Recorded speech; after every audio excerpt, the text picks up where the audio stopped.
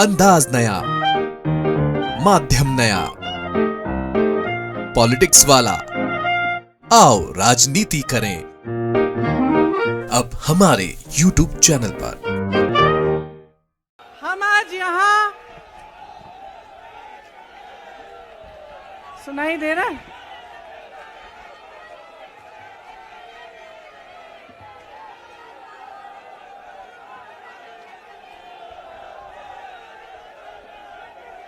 सुनिए,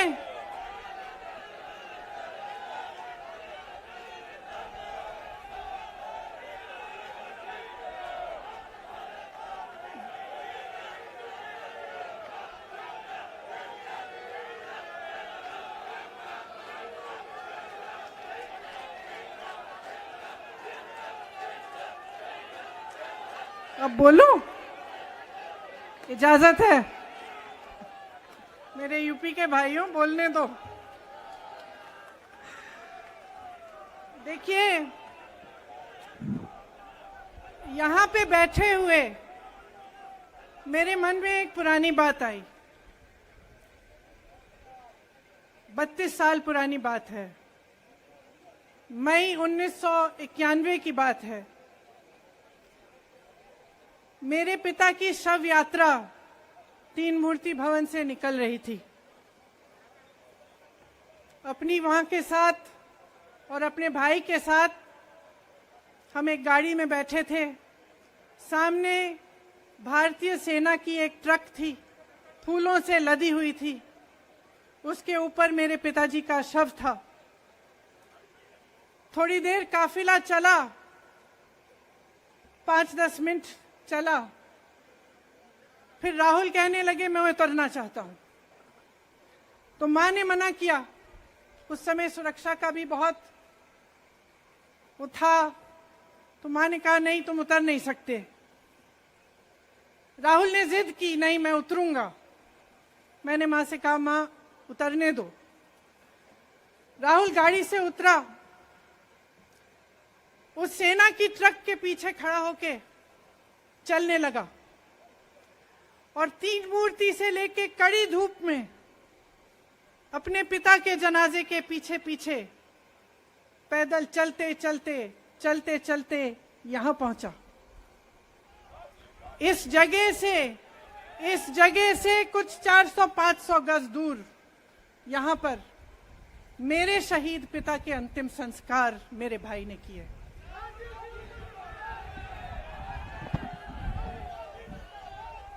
सुनिए, वो चित्र मेरे दिमाग में अभी भी है, मेरे मन में है। मेरे पिता का शव इस तिरंगे झंडे में लपेटा गया था। इस तिरंगे के नीचे मेरे पिता का शव था और उसके पीछे चलते चलते मेरा भाई यहां आया। उस शहीद पिता का अपमान भरी संसद में किया जाता है। उस शहीद के बेटे को आप देशद्रोही कहते हैं, आप मीर जाफर कहते हैं, उसकी आप मां का अपमान करते हैं। आपके मंत्री मेरी मां का अपमान भरी संसद में करते हैं। आपके एक मुख्यमंत्री कहते हैं कि राहुल गांधी को पता भी नहीं है कि उनका पिता कौन है। आपके प्रधानमंत्री भरी संसद में खड़े होकर कहते हैं कि ये परिवार नेहरू नाम को इस्तेमाल क्यों नहीं करता। पूरे परिवार का अपमान करते हैं। कश्मीरी पंडित समाज के रिवाज का अपमान करते हैं, जिसके तहत एक बेटा अपने बाप के मरने पर पगड़ी पहनता है, परिवार की परंपरा को आगे बढ़ाता है।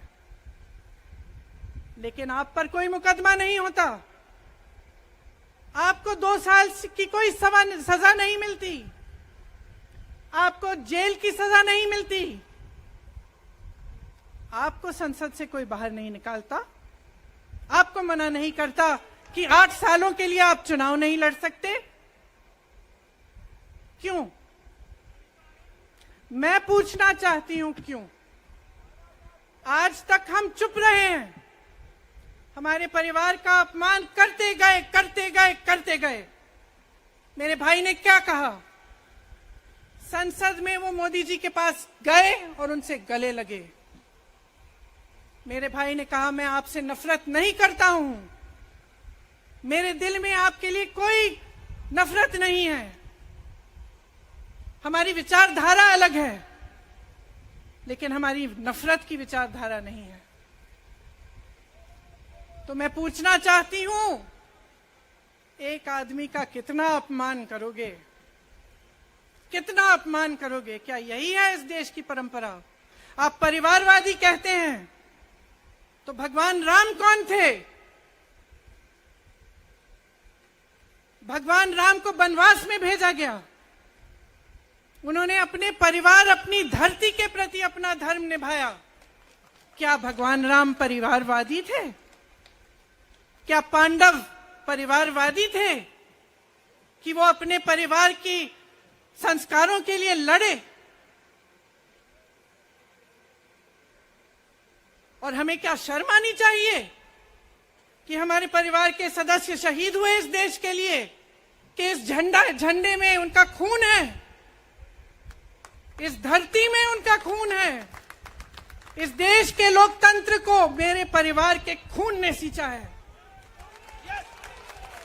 और जो सोचता है कि हमें अपमानित करके हमें डराएंगे, हमें धमकाएंगे, जो सोचता है कि तमाम एजेंसियों को लगाकर हम पे छापे मारकर हमसे कुछ भी कर ले, हमको हमें डराएंगे, वो गलत सोचते हैं। हम डरने वाले नहीं हैं। हम और मजबूती से लड़ेंगे। हम इस देश के लोकतंत्र के लिए कुछ भी करने के लिए तैयार हैं। इस देश के लोकतंत्र को, इसकी नींव कांग्रेस पार्टी के महान महापुरुषों ने डाली है। कांग्रेस पार्टी लड़ी इस देश की आजादी के लिए और आज भी इस देश की आजादी के लिए ही लड़ रही है। कभी कभी मैं सोचती हूं, मुझे समझ में नहीं आता कि पब्लिक क्या सोच रही है। क्या देख नहीं रही है क्या हो रहा है? क्या आपको दिख नहीं रहा है कि आपकी सारी संपत्ति लूटी जा रही है, एक आदमी को दी जा रही है, गिने चुने उद्योगपतियों को सब कुछ दिया जा रहा है? किसकी संपत्ति है? ये राहुल गांधी की संपत्ति है, ये आपकी संपत्ति है। ये पीएसयू किसके हैं? किसके लिए बनाए गए? आपके लिए बनाए गए, जो ऐसे एक के बाद एक इनको बेचे जा रहे हैं, दिए जा रहे हैं। इसी से तो आपका रोजगार आता है। छोटे उद्योगों से, छोटे व्यापारियों से आपका रोजगार आता है, किसी बड़े अडानी से नहीं आता। रोजगार नहीं देते, छीनते हैं आपका रोजगार। तो आप समझ क्यों नहीं पा रहे हैं? आप गैस के सिलेंडर के लिए 1000 रुपए दे रहे हैं और यहां आपकी सारी संपत्ति किसी को सौंपी जा रही है। राहुल गांधी जी ने क्या कहा? अरे कौन सा इतना बड़ा जुल्म कर लिया कि आपसे 2 सवाल पूछ लिए, जवाब नहीं दे पाए ना, घबरा गए। और जो अहंकारी होते हैं, तानाशाह होते हैं, क्या करते हैं? जब सवालों का जवाब नहीं दे पाते तो पूरी सत्ता को लेकर जनता को दबाने की कोशिश करते हैं। जो सवाल उठाता है उसको दबाने की कोशिश करते हैं। आपने कभी सोचा है, आंखें खोलिए, आपने कभी सोचा है कि ये पूरी सरकार, ये सारे मंत्री, ये सारे सांसद एक आदमी को बचाने की क्यों इतनी कोशिश कर रहे हैं? इस अडानी में है क्या कि इसको आप सारी संपत्ति दे रहे हो देश की? 20 हजारों करोड़ शेल कंपनियों में इनके हैं और आप इन पे इंक्वायरी नहीं कर सकते। ये अडानी है कौन कि आप सब उनका नाम उठते ही बौखला जाते हैं और उनको बचाने में लग जाते हैं? देखिए, आप इस देश के देशवासी हैं, ये देश आपका है, ये लड़ाई आपकी है। आज तमाम नौजवान बेरोजगार क्यों हैं? हम इश्तिहार तो देख रहे हैं, होर्डिंग देख रहे हैं, मदर ऑफ डेमोक्रेसी लिखा है, कहते हैं कि हमारी अर्थव्यवस्था बहुत तेजी से आगे बढ़ रही है, तो इतने नौजवान बेरोजगार क्यों हैं? तो जहां जहां हम जाते हैं बेरोजगार नौजवान क्यों दिखते हैं? इतनी महंगाई क्यों है? इतनी महंगाई क्यों है? क्या आप इतने बड़े काम कर सकते हो लेकिन एक गैस सिलेंडर का दाम कम नहीं कर सकते? आप छोटे व्यापारियों की मदद नहीं कर सकते? आप रोजगार नहीं बनवा सकते? तो फिर आपकी सरकार किस काम की है? लोगों को दबाने के लिए है या अडानी जी को आगे बढ़ाने के लिए है? तो आज ये समय आ गया है कि हमें गंभीरता से सोचना पड़ेगा। ये सरकार पूरी कोशिश करती है कि आपका ध्यान भटकाया जाए। अब आप सोचिए, कन्याकुमारी से कश्मीर तक एक आदमी चला, उसके साथ लाखों लोग चले। क्या पैगाम लेके चला? किस लिए चला? उसके दिल में क्या भावना थी कि लाखों लोग देश भर से उससे जुड़ के चले? समता, एकता की भावना थी। आज आपके सारी मीडिया, आपके सारे मंत्री, आपके सारे सांसद, आपके सारे कार्यकर्ता कह रहे हैं कि राहुल जी ने विदेश जाकर देश का अपमान किया, राहुल जी ने एक वर्ग का अपमान किया। क्या एक आदमी जो कन्याकुमारी से लेकर 5000 किलोमीटर कश्मीर तक चल के ये रोज रोज कहता है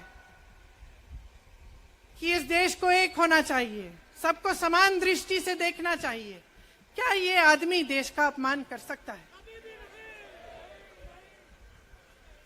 क्या ये आदमी एक वर्ग का अपमान कर सकता है?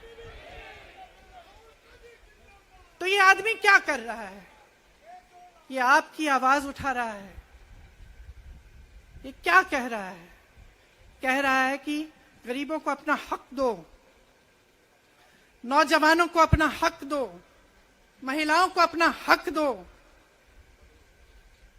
यही तो कह रहा है। और हक क्या है?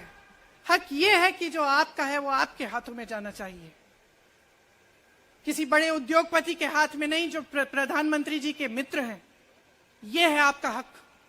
उसी हक की लड़ाई लड़ रहा है। तो आप समझिए, ये एक इंसान की बात नहीं है, ये एक राहुल गांधी की बात नहीं है, ये पूरे देश की बात है। जब हम कहते हैं लोकतंत्र को बचाना है, तो हम किस बात की को बचाने की कह रहे हैं? क्या कह रहे हैं हम? लोकतंत्र क्या होता है? खुल के जवाब मांगो, सवाल उठाओ। यही तो लोकतंत्र है कि आपको कोई आपत्ति है, कोई समस्या है, आप किसी के पास जाकर अपना हक मांग सकते हैं। आप कह सकते हैं, भाई हमारे लिए ये क्यों नहीं किया? इतनी महंगाई क्यों है? हमारे लिए रोजगार क्यों नहीं बनाए? लेकिन आज यही हक आपसे छीना जा रहा है और आपका ध्यान इधर उधर भटकाया जाता है और इतनी चीजों को फैलाया जाता है जो सच नहीं है, झूठों को फैलाया जाता है। आप सोचिए, राहुल गांधी दुनिया के सबसे बड़े जो शिक्षा के संस्थान है वहां से पढ़ के आए हैं। हार्वर्ड और कैम्ब्रिज की उनकी डिग्री है। कैम्ब्रिज से उन्होंने इकोनॉमिक्स में मास्टर्स डिग्री, एमफिल डिग्री उनको मिली। आप उसको पप्पू बनाते हैं। पूरे देश भर में आपकी सहायता के साथ मेरे मीडिया के दोस्तों, डिग्री आपने देखी नहीं, सच्चाई आपने देखा नहीं, उनको पप्पू बना दिया। फिर पता चला कि ये पप्पू तो यात्रा में निकल आया और पता चला कि ये तो पप्पू है ही नहीं। इसके साथ तो लाखों लोग चल रहे हैं। ये ईमानदार भी है, ये सब बातों को समझता भी है, ये जनता के बीच जा रहा है, जनता की समस्याओं को सुन रहा है, तो जनता इसके साथ चली जा रही है। तो घबरा गए कि राहुल गांधी ने संसद में वो सवाल उठाए जिनका उनके पास जवाब नहीं है।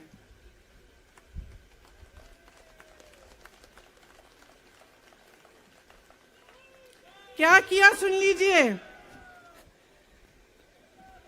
एक तरफ से हंसी भी आती है कि एक आदमी को रोकने के लिए इतना सारा करना पड़ा। जिस आदमी ने राहुल जी के खिलाफ सूरत में कंप्लेंट लगाई, आपको मालूम है कि पिछले साल उसने खुद कचहरी में जाके बोला इस पे आप स्टे लगा दीजिए। 1 साल के लिए अपने ही केस पे स्टे लगवाया। फिर वापस कब गए केस खुलवाने के लिए? राहुल गांधी के संसद में अडानी पे के भाषण देने के 1 हफ्ते बाद। 1 हफ्ते बाद वो आदमी वापस जाता है, कहता है केस खोल दी, सुन लीजिए अब हम तैयार हैं। 1 महीने के अंदर अंदर जज कह देते हैं कि राहुल गांधी को 2 साल की सजा मिलेगी। आपने देखा इस देश में कितने केस हैं कि जेल में 10 साल के लिए पड़े रहते हैं, उनकी सुनवाई नहीं होती। ये तो सुनवाई भी फट से हो गई, जजमेंट भी फट से हो गई, सजा भी फट से हो गई। और आपने कह दिया अगले दिन कि 8 सालों के लिए ये चुनाव नहीं लड़ सकते, संसद से बाहर कर देंगे इनको। वाह वाह वाह वाह वाह वाह, बहुत धैर्य है आप में। अरे कायर हैं, कायर है इस देश का प्रधानमंत्री। लगा दो केस मुझ पर, लगा दो केस मुझ पर, जेल ले जाओ मुझे भी, लेकिन सच्चाई ये है कि इस देश का प्रधानमंत्री कायर है।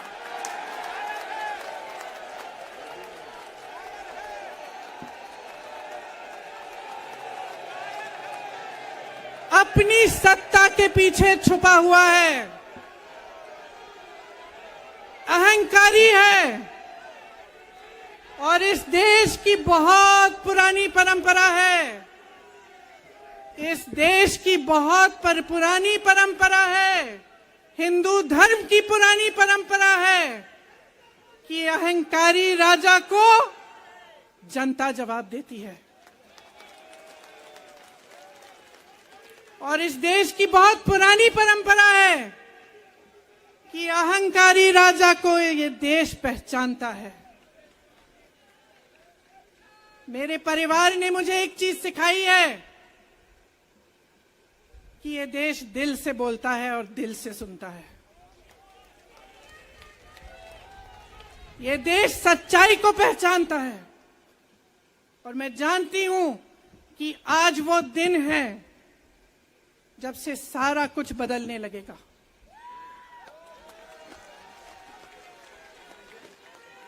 मेरे मीडिया के साथियों, मैं आपसे कहना चाहती हूं, बहुत हो गया है, बहुत हो गया है। मैं जानती हूं आप पर कितना दबाव है। मैं जानती हूं कि आपको लाइन भेजी जाती है कि आज आपको ये कहना है, आज आपको ये लिखना है। लेकिन आपकी एक बहुत बड़ी जिम्मेदारी है। आज लोकतंत्र खतरे में है। अगर सरकार सवाल उठाने वाले को 8 सालों के लिए संसद से निकाल सकती है, अगर कह सकती है कि तुम्हें चुनाव लड़ने की ही इजाजत नहीं है, तो बहुत गड़बड़ है, बहुत गलत हो रहा है। और ये लोकतंत्र के लिए ठीक नहीं है, ये इस देश के लिए ठीक नहीं है। जब आप पत्रकार बने, शुरू में जब आप काम के लिए आए, तो आपके दिल में भी ये होगी बात कि देश के लिए मैं सच्चाई बोलूंगा, मैं सच्चाई बोलूंगी। आज आप बोल नहीं पा रहे हैं, हिम्मत करिए, खड़े हो जाइए आप भी। और जैसे खड़गे जी ने कहा कि तमाम पार्टियों ने आज अपनी आवाज उठाई है, उनका हम सब धन्यवाद देते हैं। और हम सबको एक होना पड़ेगा। इसलिए होना पड़ेगा क्योंकि आज ये देश खतरे में है।